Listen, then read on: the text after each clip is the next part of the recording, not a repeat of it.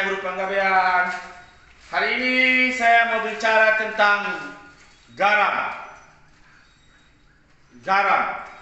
Tapi bukan berbicara garam yang tawar dengan apa lagi diasinkan, tidak. Tapi saya ini berbicara tentang garam. Semua tahu tentang garam. Ini garam ya. Ini mereknya nanti saya udah pura promo. Tapi ini balikkan aja. Garam. Ya. Nah, ada apa dengan garam?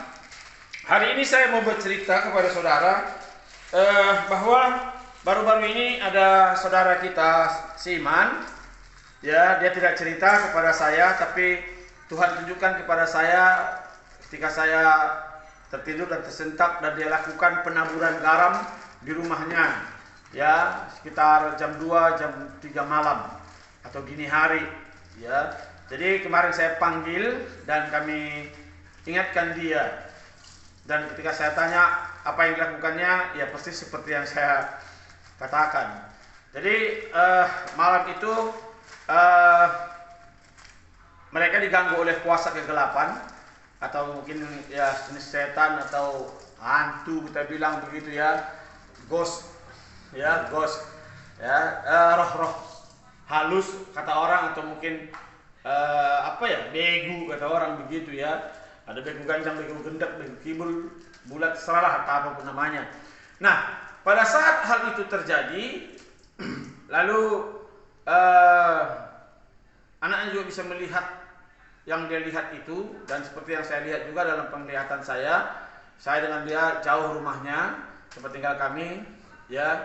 Jadi waktu itu dia diganggu kuasa kegelapan, lalu dia mengambil yang namanya garam. Bahasa Karaunya sira, bahasa Tobanya sira juga. Bahasa Inggrisnya sal, ya. Nah, ketika hal itu terjadi, dia ambil garam, lalu garam ini ditaburi sekitar rumahnya, tabur, rar, begitu ya. Sekitar rumahnya ditaburi, ya. Ini sebetulnya termasuk kepercayaan dulu ini. Kalau zaman-zaman dulu, untuk katanya ini anti setan, anti begu, anti gundurwo atau anti apapun ini namanya. Tapi itu kepercayaan dulu, dan saya katakan itu tidak benar.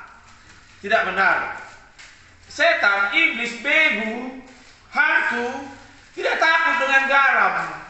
Ya, takut dengan garam. Jadi tidak perlu dilempar-lempar. Kalau dulu ditaburi keliling rumah, ditaburi ke atap, ya. Tapi kalau garam ini ditaburi sekitar rumah supaya jangan datang binatang-binatang berbisa, seperti lipan, kalajengking, dan lain sebagainya, mungkin ada benarnya.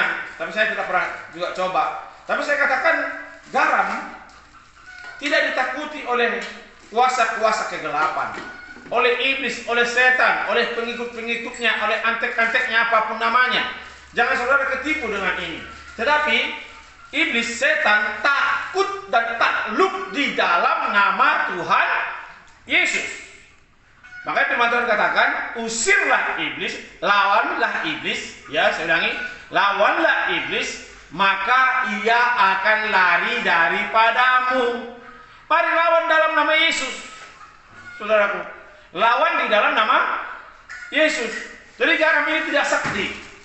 Ya, memang garam ini juga memang hebat ya, bisa membuat besi karatan kan gitu. Tapi bukan itu yang penting. Yang penting saya katakan garam tidak ada kuasanya melawan kuasa kegelapan, roh-roh gentayangan di udara, tidak ada. Tetapi untuk melawan kuasa kegelapan, roh-roh najis, roh-roh iblis, setan, roh apapun yang mengganggu kita, cukup lawan di dalam nama Tuhan Yesus, maka ia akan pergi darimu. Oleh karena itu percayalah kepada Tuhan Yesus, ya, minta perlindungan, pembelaan kepada Tuhan Yesus. Dan cara melawan iblis itu pertama ya kita bertobatlah, ya, bertobat sehingga kita ini menjadi milik kepunyaan Tuhan, lalu milik Roh Kudus. Sehingga dikatakan dalam Kisah 1 ayat 8 itu, kamu akan menerima kuasa kalau Roh Kudus turun ke atasmu. Jadi jangan lagi percaya tahyul, roh-roh nenek moyang, Ya, jangan percaya dengan garam. Garam itu tidak ada kuasanya. Tapi hanya Tuhan Yesus yang berkuasa. Dia berkuasa di sorga, berkuasa di bumi. Iblis dengan segala pengikutnya sudah dikalahkan oleh Tuhan Yesus di atas kayu salib. Saya sudah dijadikan lebih daripada pemenang. Saudara sudah dijadikan lebih daripada pemenang. Tuhan Yesus memberkati. Haleluya. Salam.